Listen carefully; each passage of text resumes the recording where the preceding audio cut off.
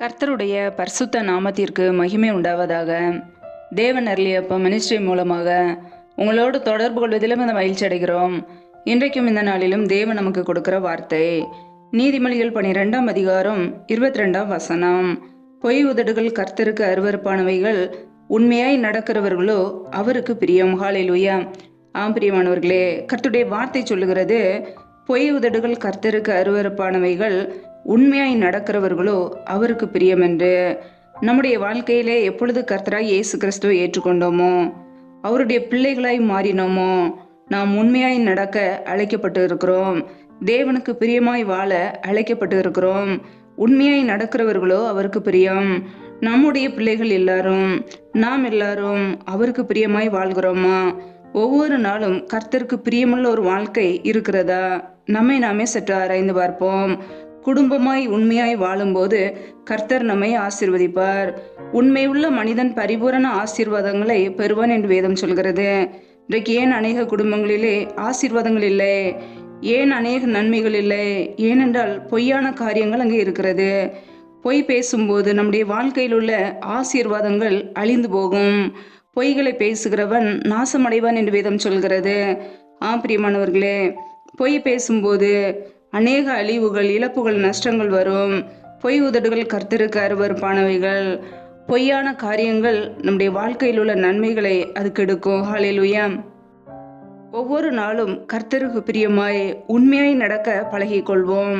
நம்முடைய கர்த்தராகிய இயேசு கிறிஸ்து உண்மை உள்ளவர். அவர் பொய்யுரையாத தேவன்.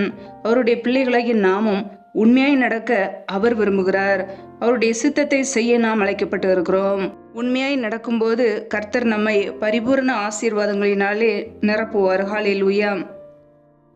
வேதத்தில் நான் பார்க்கிறோம், நீதிமொழிகள் 13ஆம் அதிகாரம் 5ஆம் வசனத்திலே, நீதிமான் பொய் பேச்சை வெறுக்கிறான் என்று வசனம் சொல்கிறது. பிரியமானவர்களே, எப்பொழுது நம்முடைய வாழ்க்கையில இயேசு கிறிஸ்துவை ஏற்றுக்கொண்டோமோ, அவருடைய பிள்ளைகளாய் வாழ அழைக்கப்பட்டு இருக்கிறோம். அவருடைய இரத்தத்தினால் கழுவப்பட்டு நீதிமான்களை அவர் நம்மை மாற்றி இருக்கிறார். அவருடைய பிள்ளைகளாகி நாம் பொய்யான காரியங்களை வெறுக்க வேண்டும். ஒவ்வொரு நாளும் நம் நீதிமான்களை வாழும்போது பொய்யான காரியங்களை வெறுத்து வாழ்வோம். பொய் பேச்சை வெறுத்து வாழ்வோம். நமக்குள்ளே பொய்களை வெறுக்கிற ஒரு சுபாவம் காணப்படுகிறதா? உண்மையாய் வாழ வேண்டும், கர்த்தருக்காக வாழ வேண்டும் என்ற வைராக்கியம் இருக்கிறதா? நம்மை நாமே சற்று ஆராய்ந்து பார்ப்போம். ஒருவேளை தேவனுக்கு பிரியமில்லாத பொய்யான சுபாவங்கள் இருக்கும் என்றால் அவைகளை விட்டு மனம் திரும்புவோம். ஹல்லேலூயா. எதை செய்தாலும் நம்முடைய வாழ்க்கையிலே உண்மையை கர்த்தர் எதிர்பார்ப்பார். நாம் செய்கிற வேலைகளாக இருக்கலாம், அல்லது குடும்ப காரியங்களிலாக இருக்கலாம். உண்மை இருந்தால் மாத்திரமே அங்கே பரிபூரண நன்மைகளை கர்த்தர் கொடுப்பார். ஹல்லேலூயா. வேதத்தில் நாம் பார்க்கிறோம், வெளிப்படுத்தல் 22ஆம் அதிகாரம் 15ஆம் வசனத்திலே, பொய்யை விரும்பி அதின்படி செய்கிற யாவரும் புறம்பே இருப்பார்கள் என்று வசனம் சொல்கிறது. பிரியமானவர்களே, ஒரு மனிதனுடைய வாழ்க்கையிலே பொய்யான சுபாவம் இருக்கும் என்றால், பொய்யை விரும்பி அதின்படி செய்கிற யாவரும் புறம்பே இருப்பார்கள். அவர்கள் நித்திய ஜீவனை இழந்து போவார்கள். பொய் பேசுகிற குடும்பங்கள் ஆசீர்வாதங்களை இழந்து போகும், நித்திய ஜீவனையும் இழந்து போவார்கள். நம்முடைய வாழ்க்கையிலே பரலோக ராஜ்யத்தை சுதந்திரித்துக் கொள்ள நாம் அழைக்கப்பட்டு இருக்கிறோம். ஒருபோதும் பொய்யான காரியங்களை விரும்பி அதின்படி செய்யாதபடிக்கு பொய்யான காரியங்களை விட்டு விலகி உண்மையாய் வாழ அர்ப்பணிப்போம். கர்த்தர் நம்மை ஆசீர்வதித்து உயர்த்துவார். நித்திய ஜீவனுக்கு நம்மை அழைத்து செல்வார். ஹல்லேலூயா. கர்த்தருடைய பிள்ளைகள் கர்த்தருக்கு பிரியமாய் உண்மையாய் வாழ்வோம்.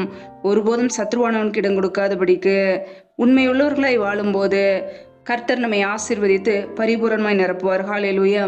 கர்த்தர் தாமே இந்த வார்த்தையின்படி உங்களை ஆசீர்வதிப்பாராக. ஆமென். நம்மை நாமே அவருடைய சமூகத்திலே தாழ்த்தி அர்ப்பணித்து ஜெபிப்போம். ஜெபம். எங்களை அதிகமாய் நேசிக்கிற எங்கள் அன்பின் பரலோக பிதாவே, மை துதிக்கிறோம், ஸ்தோத்திரிக்கிறோம். அப்பா, இந்த இரவு நேரத்தில் இப்படி சமூகத்தில் எங்களை அர்ப்பணிக்கிறோம். எங்களுடைய ஆவி, ஆத்மா, சரீரம், சிந்தனை, நினைவுகள் எல்லாம் இயேசு கிறிஸ்துவின் இரத்தத்துக்குள்ள அர்ப்பணிக்கிறோம். அப்பா, இந்த நாள் முழுவதும் எங்களை பத்திரமாய் பாதுகாத்து கொண்டீரே, அதற்காக ஸ்தோத்திரம்.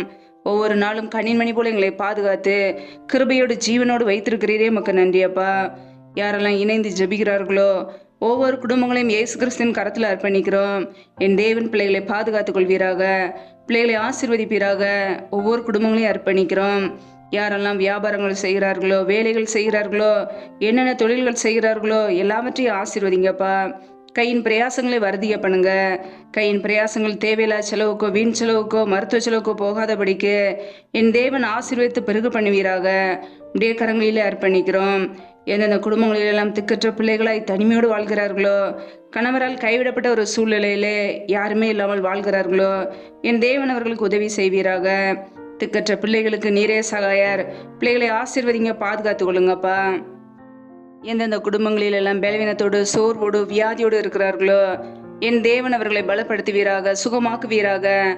உடைய சுகமாக்கும் கரம் பிள்ளைகளை தொட்டு சுகமாக்கட்டும். பலவீனத்தில் உடைய பலன் பரிபூரணமாய் விளங்கட்டுமாப்பா. என் தேவன் அற்புதம் செய்கிறவர். பிள்ளைகள் வாழ்க்கையில் இருக்கிற எல்லா பலவீனங்களையும் நீக்கி ஒரு அற்புதத்தை செய்வீராக. கரங்களிலே அர்ப்பணிக்கிறோம். எந்தெந்த குடும்பங்களிலெல்லாம் கற்பத்தின் கனிக்காக பல மாதங்களாக ஜெபிக்கிறார்களோ, என் தேவன் ஆசீர்வதிங்கப்பா.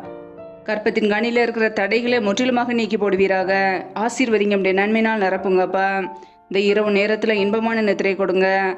சத்துரு கொண்டு வருகிற போராட்டங்கள், பிரச்சனைகள், தீமைகள், மரண பயங்கள், இருளின் அதிகாரங்கள், ஆபத்துகள், நாச மோசங்கள் எல்லாவற்றிற்கும் விலக்கி எங்களை பாதுகாத்து கொள்ளுங்க. உடைய ரத்த கோட்டைகளை எங்களை அர்ப்பணிக்கிறோம். உடைய கிருபைகளை அர்ப்பணிக்கிறோம்.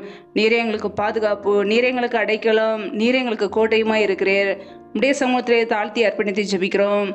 அதிகாலையில் எழுந்து நம்முடைய சமூகத்திலே காத்திருக்க புது கிருபையில பெற்றுக்கொள்ள அர்ப்பணிக்கிறோம். எங்களை ஆசீர்வதிப்பீராக, பாதுகாத்துக் கொள்வீராக. முற்றிலுமாக தாழ்த்தி வெறுமையாக்கி ஜெபிக்கிறோம்.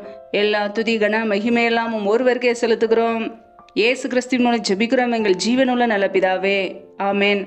கர்த்தர் தாமே உங்களையும் உங்கள் குடும்பங்களையும் ஆசீர்வதிப்பாராக. ஆமேன்.